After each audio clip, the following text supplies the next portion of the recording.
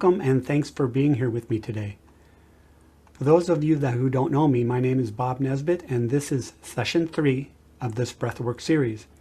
And I'll be sharing more with you today on fundamentals, assessments, and exercises about breathwork for whole wellness and its relationship with the nervous system, all of which you'll be able to apply to your daily living. I'll bring forth ways you can self-assess your breath, monitor your progress, and exercises to help regulate your nervous system throughout your day. My plan for today is to continue with a few more science-based fundamentals, then a brief check-in on how you did with those exercises from last time in part 2 of this series. Then present another breath assessment and finish up with a mini breathwork exercise, as our breath is a cornerstone of neural rewiring and a foundational component of the neuroscripting process. Okay, so now let's shake out the stress of the day, right? With some dance. I hope that you're enjoying this. I know I am. So the next song that I tune up for today is the song of Happy, and I believe it's from Pharrell Williams, and it was part of that in that movie of Despicable Me 2. All right, so let's get that queued up. Here we go.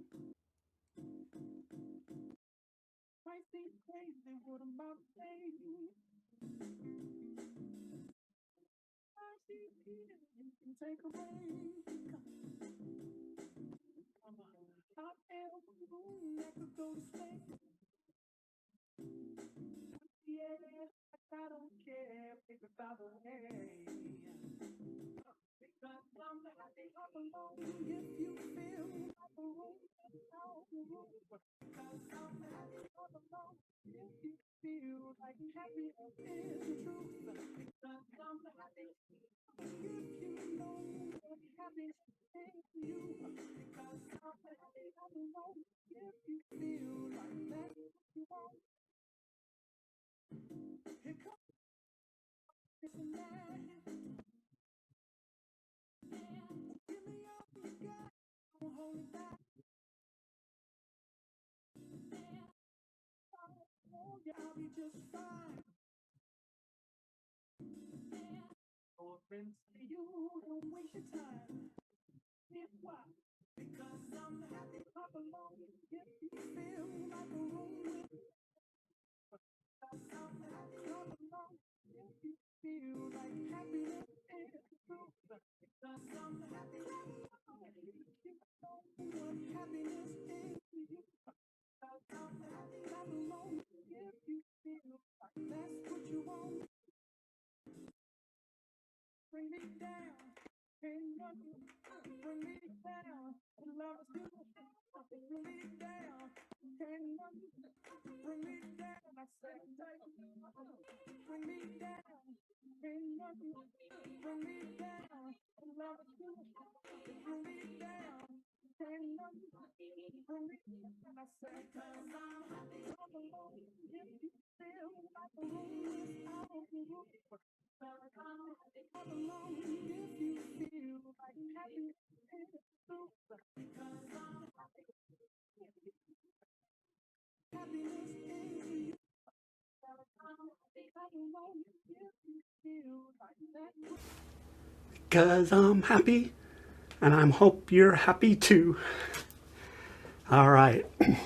All right, so that's always a good warm-up. All right, let's get settled in. Find yourself in a comfortable seated position. Palms up, resting on your knees if that feels comfortable for you. Close the eyes down if that feels comfortable as well. And take a moment to arrive in the here and now.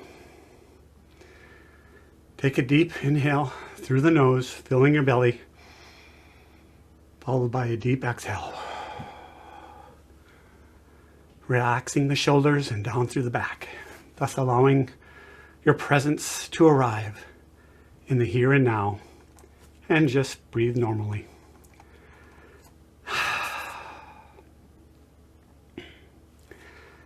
Now let's quickly rub our hands, our palms together, creating this heat and energy.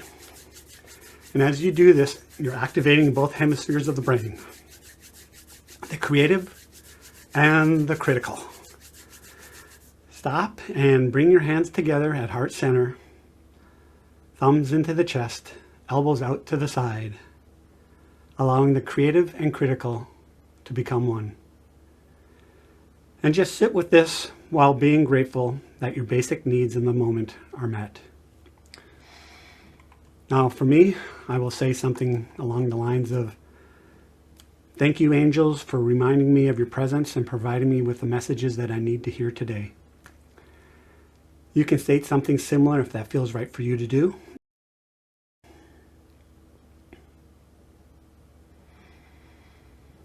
Today I'll be sharing with you some basic concepts around breathwork for energy and resilience, rather than just on safety and awareness. So please seek guidance from your primary care physician if in doubt before proceeding. Aside from calming the nervous system, the breath can be used to create energy. The breath is an important component in everything we do.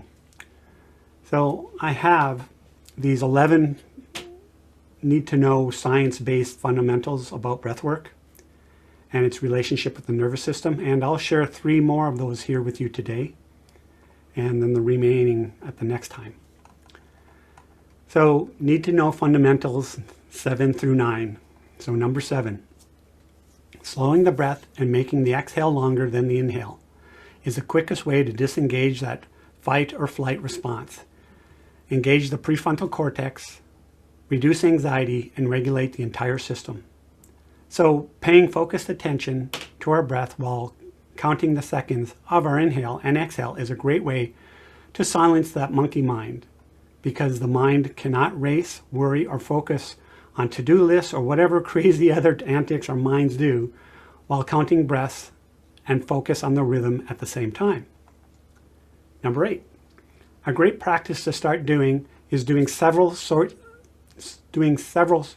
sessions of 1:2 ratio or 1:3 ratio breathing a day, where the exhale is twice as long or even 3 times as long as possible as the inhale.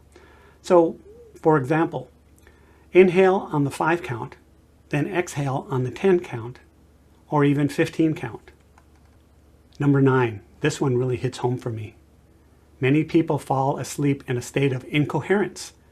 This means that their nervous system is still in a state of arousal to some degree, and the breath, mind, body, heart, and nervous system are not in sync with one another, leading to very poor sleep quality and a strong likelihood of waking up feeling like, well, you know, like one's been hit by a Mack truck. I mean, that's how I felt consistently for a very long time. So moving on here, and on as a reminder and review from last time, part 2 of the series, was the sympathetic versus parasympathetic dominance assessment, and it had 2 parts. Part 1, the inhale hold, and part 2, the exhale hold, where we scored ourselves to help determine if we were sympathetic or parasympathetic dominant and what all that meant. So go ahead and see part 2 if you haven't done that, and or even for just a refresher. So what were your sympathetic and parasympathetic scores? What was your takeaway from that assessment? What came up for you? Anybody want to share? Please do so in the comments. Now we are going to do assessment number 3, which is the CO2 tolerance test, also known as the BOLT test, as in B as in boy, O-L-T, which stands for Body Oxygen Level Test. This breath hold BOLT test is a breathing assessment used to assess CO2 tolerance, and CO2 stands for carbon dioxide. So once again, this is the breath hold BOLT test to assess for CO2 tolerance, which CO2 tolerance is an indicator of mitochondrial function and overall stress resilience. Now, one of the interesting things that most people may not know is that there is not a test for energy levels. There is no blood test that you can do. There is no hormonal test that you can do. There's no specific test. There's no mitochondrial test that will tell you what your energy levels are, and based on that test would reliably and predictably correlate with your energy levels. So here's how the BOLT test works. What's going on is when you hold your breath, you have no oxygen entering into your lungs and no CO2. No carbon dioxide can leave your lungs.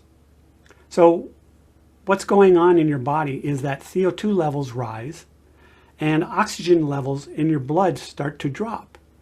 When that happens, you will start to feel this urge to breathe at some point, all based on your personal threshold of what your body can tolerate in terms of drop in oxygen. And probably even more importantly, the increase in carbon dioxide, that's CO2. How quickly you feel the urge to breathe is a reflection of your body's efficiency at extracting and utilizing oxygen to produce energy at the cellular level, and your brain's CO2 sensitivity or your carbon dioxide threshold. Okay, so once again, I'm going to give you some instructions, and I just want you to first listen to the instructions. All right, so like before, we're going to breathe in and out normally for 3 breaths. On the final 4th breath, you're going to perform a normal yet very thorough exhale. So empty your lungs completely, and then you're going to hold your breath, keeping your mouth closed, and at the bottom of that exhale, you'll plug your nose, which I'll explain more why we plug our nose in just a bit. So get your stopwatch, get your timer ready, and start it as soon as you exhale completely while plugging your nose. And then hold your breath for as long as possible without discomfort or challenging yourself. As soon as you feel that first involuntary urge to breathe, stop your timer and breathe in through your nose. So to clarify, this isn't a challenge to see how long you can force yourself to hold your breath and pass out. You want to be aware and feel that first involuntary urge to breathe. When you feel that, stop your timer and record your time under the heading of Bolt Test on your paper. So I'm going to repeat the instructions again. You're going to breathe in and out normally through your nose for 3 breaths. On that last 4th breath, you're going to perform a normal yet very thorough exhale and empty your lungs. And at the bottom of that exhale, you're going to plug your nose, hold your breath for as long as you comfortably can without discomfort or challenging yourself. Using a stopwatch to time yourself, and when you reach a point where you feel that first involuntary urge to take a breath, stop the timer and breathe in through your nose normally and record your time. So it's not a challenge like, okay, I feel that need, but I can go a little longer. Don't do that. So it's where you feel that first involuntary need to breathe. However, later on with more breathing practices, such as walking breath holds, then the more you push beyond that threshold, the more you're entraining your body to become more CO2 tolerant. And the more your CO2 tolerance goes up, the more you're going to entrain your mitochondrial function to go up too. This all comes with daily practice, and the whole idea with plugging the nose is to hold in the CO2 that builds up in there. So when you release your nose, you want to immediately breathe in through the nose. This way it will draw that CO2 into your lungs and into the body in helping to become more CO2 tolerant. So to repeat, and it's important, this is not a maximal breath hold. You're going to hold until your first urge to breathe and the sensations that you might feel from that first urge to breathe. So these might include things like the need to swallow, or a constriction feeling in the airways, or involuntary contractions of the breathing muscles or diaphragm, or in your throat. If you have to gasp for air after you do this breath hold, you held too long. The number of seconds you were able to hold your breath comfortably is your Bolt score. So drop any questions you might have into the comments. Write Bolt Test down on your paper, and I'll hold up my timer if you don't have one, and I'll give you a minute or two, but when you're done, let me know in the comments and we'll get started here. Let me get my timer up, and we will start on the count of 3. So are you ready? 1, 2, 3, and go.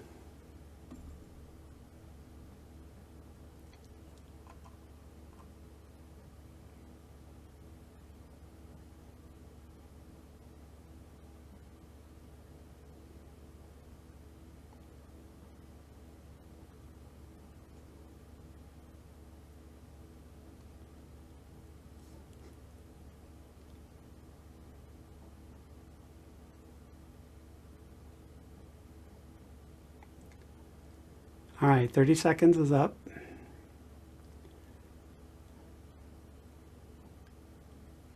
I'll go up to about a minute. You might be done already, but for those of maybe some aren't, so I'll go up to about a minute.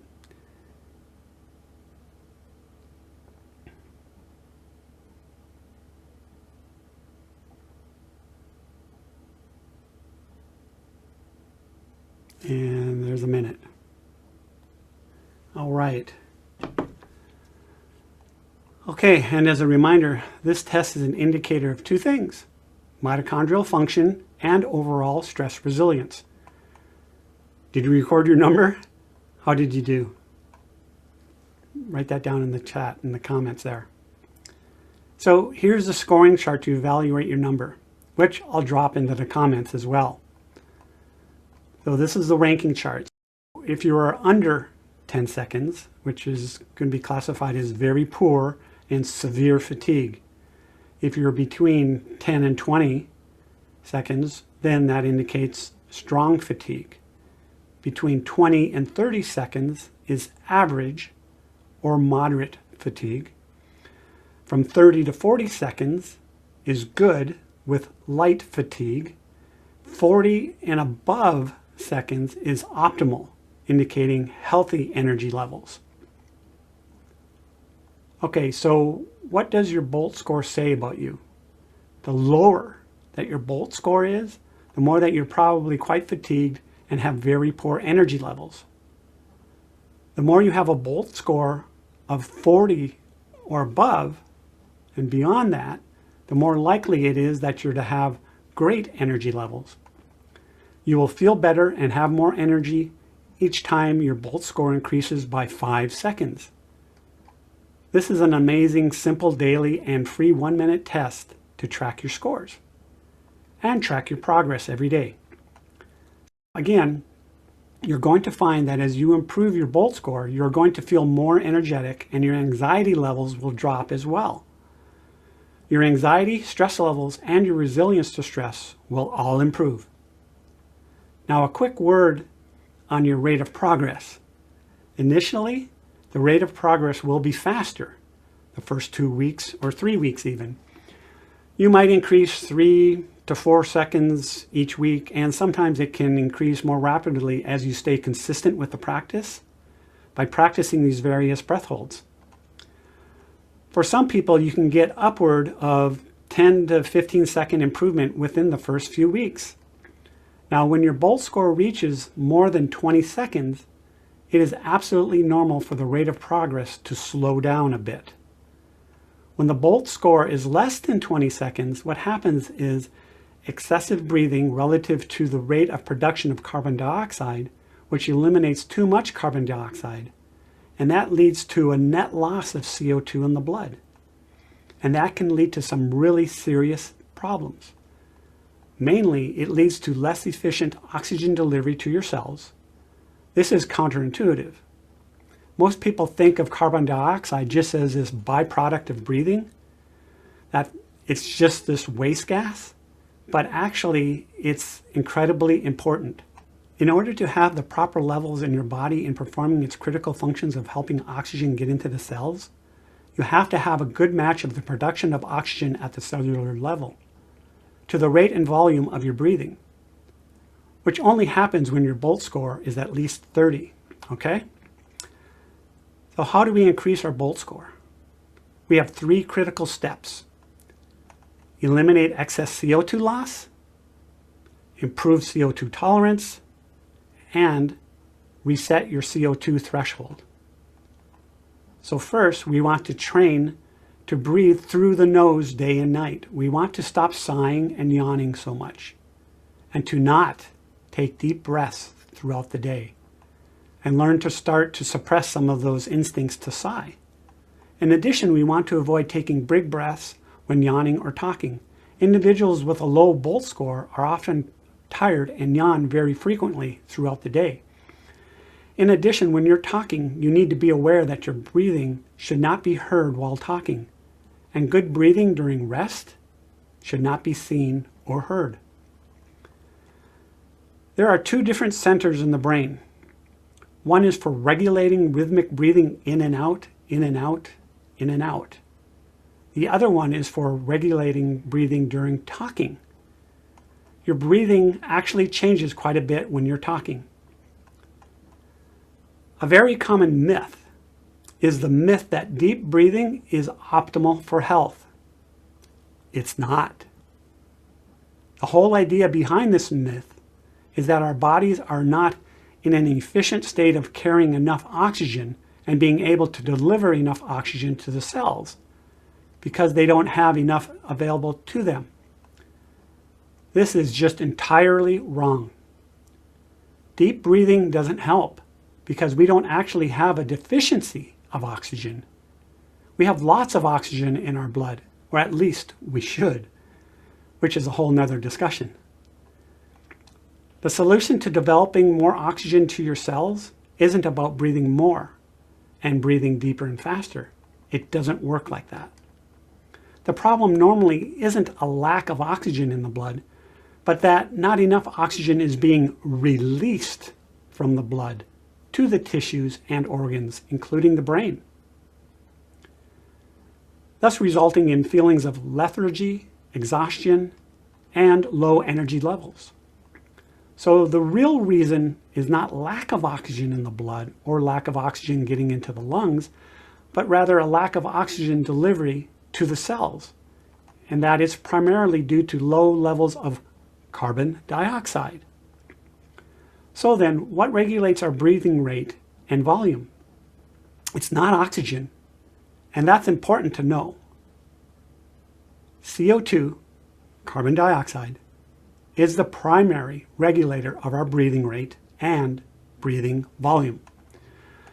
We don't want to train our normal baseline breathing patterns to be really deep breaths. You actually want to do the opposite. Very light, very smooth, very gentle, very slow breathing. That is what optimal breathing looks like.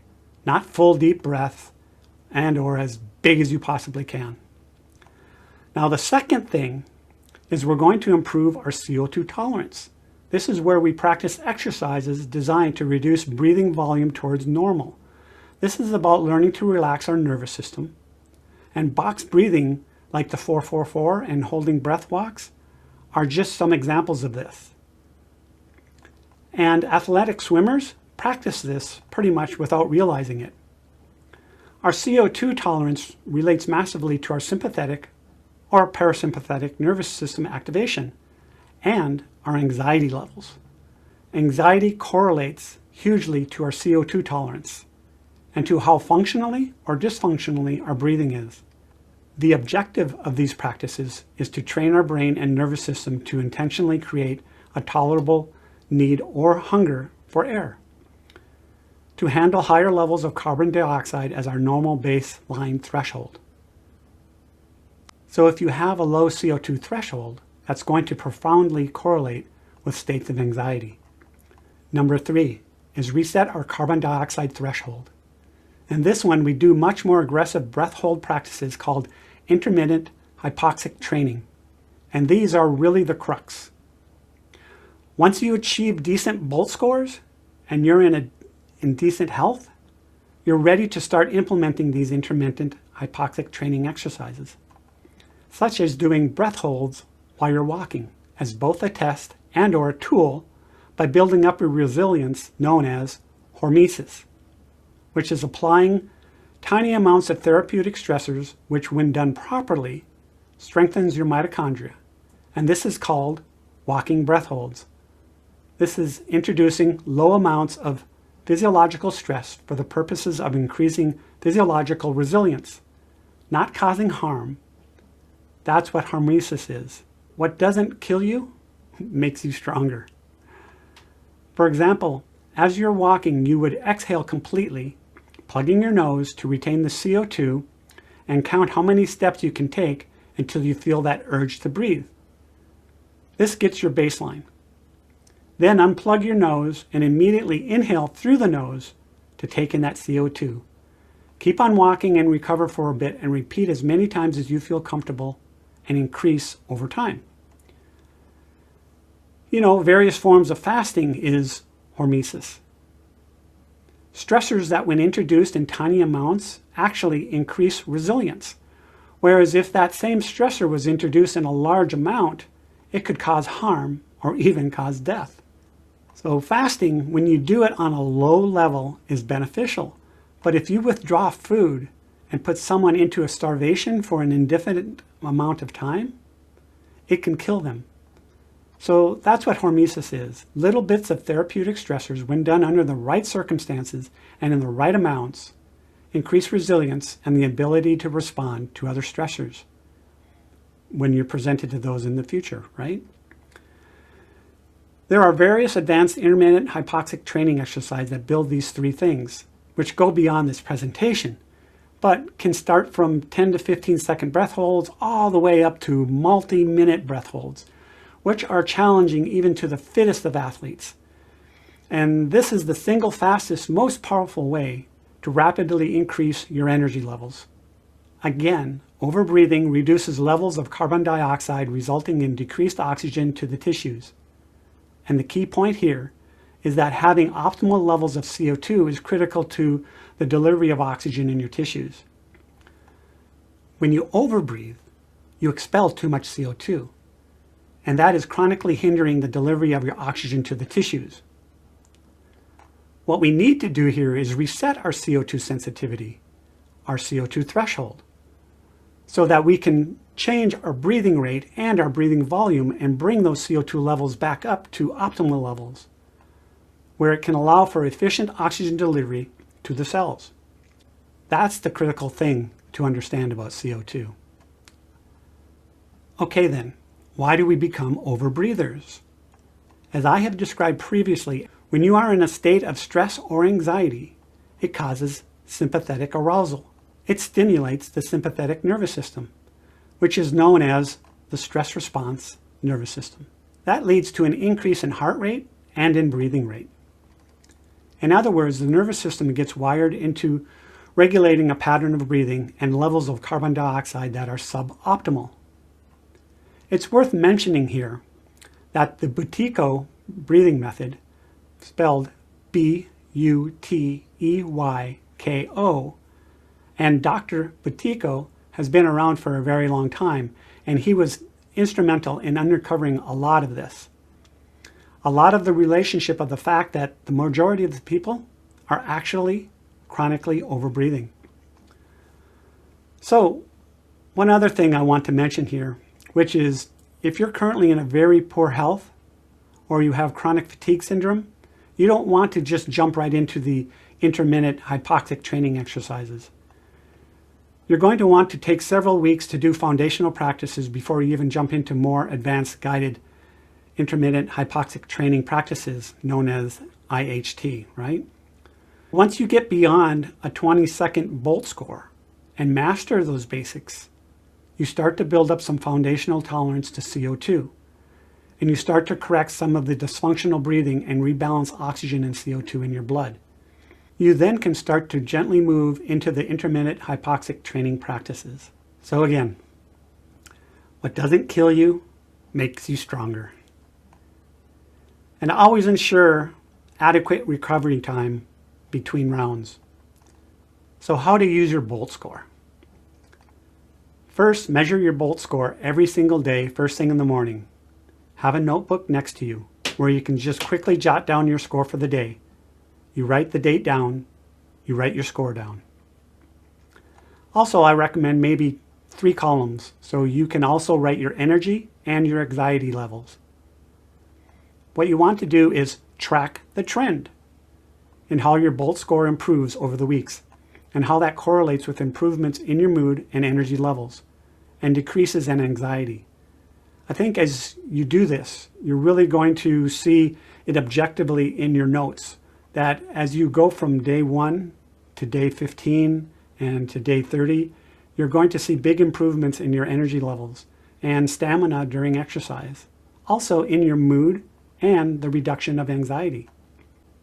For every few seconds of improvement in your bolt score, you're going to notice big changes translating in your life, into your health, your vitality, and your energy levels.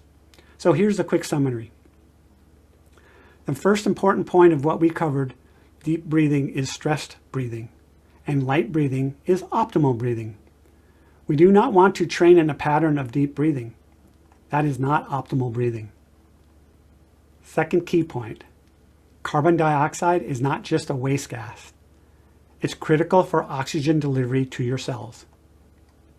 Number 3, overbreathing decreases carbon dioxide, thus sensitizes the body to carbon dioxide, which causes fatigue, poor oxygen extraction, anxiety, and decreased energy production. Number 4, one of the major keys to getting rid of anxiety and increasing your energy levels is fixing your overbreathing and increasing your CO2 levels so you can get that oxygen efficiently into your cells. So that's the BOLT score assessment. Let me know what you all think. In our upcoming part 4 of this series will be another assessment. It's about addressing our diaphragmatic control, which is also a test and a tool, of which you'll be participating in this assessment as well. And it'll definitely be necessary to have a stopwatch or timer of some sort for this assessment, as well as pen and paper for notes. So just some preparation to be aware of, just like the previous times.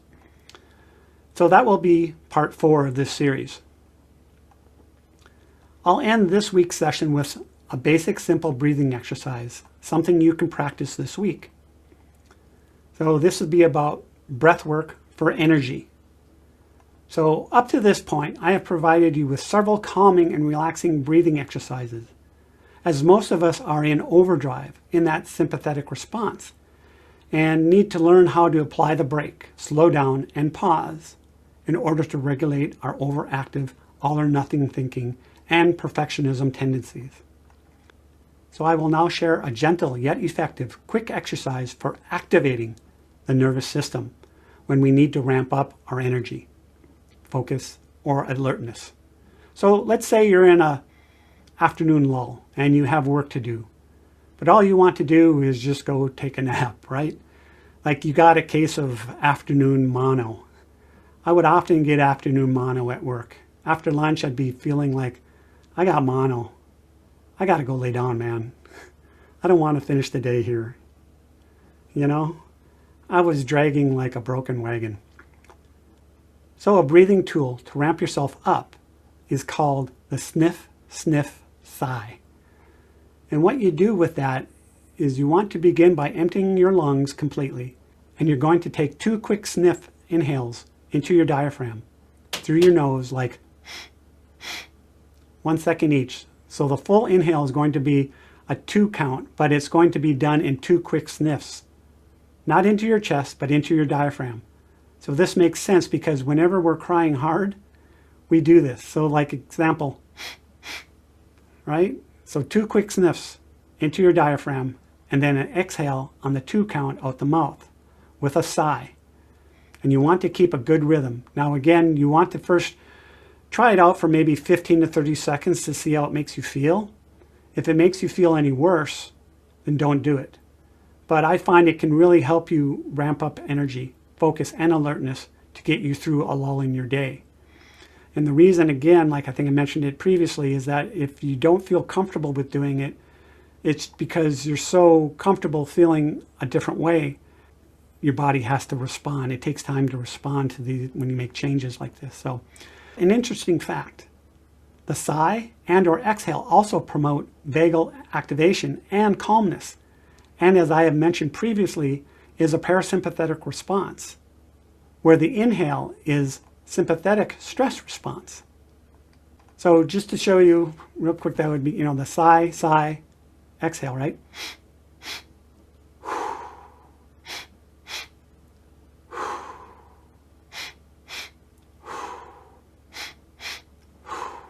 Speed it up a little bit.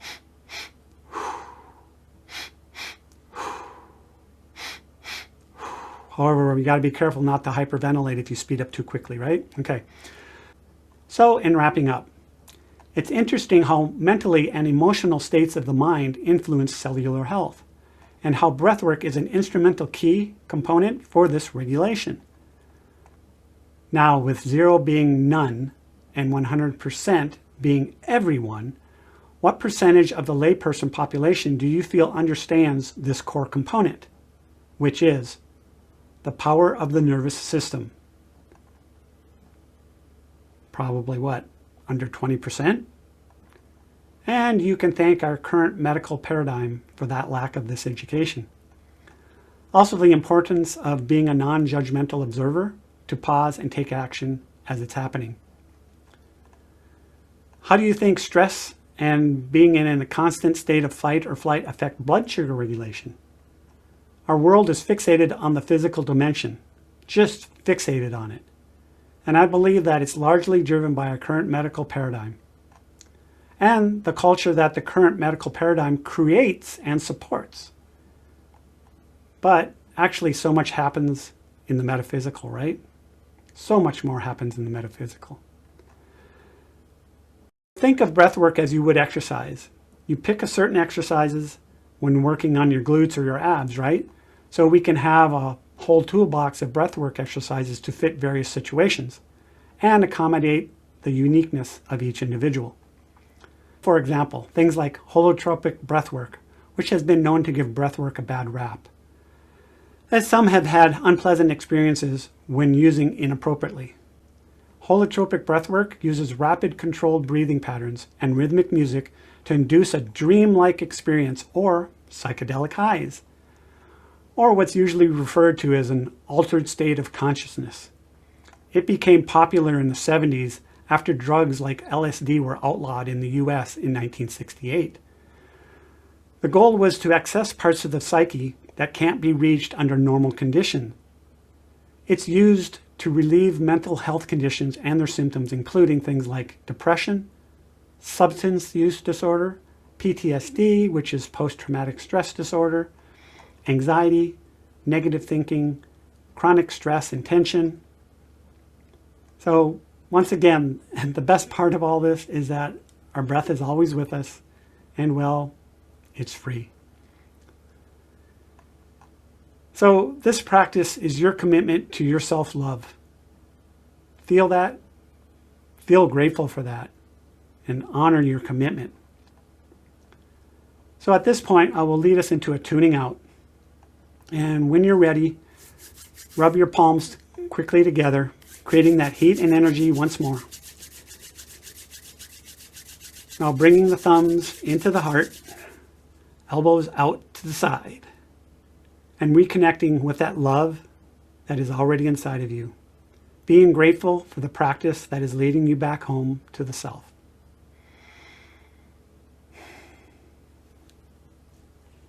And as we close the practice today with 3 Sat Nams, a longer Sat and a shorter Nam.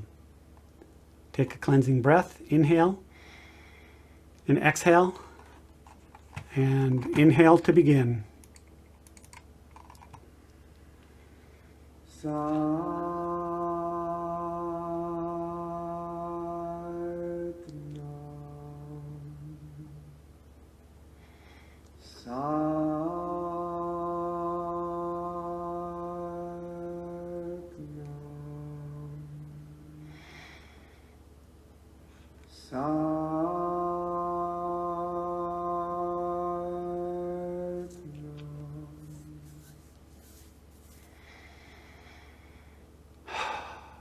Sat is truth, Nam is essence. Truth is your essence. Sat Nam.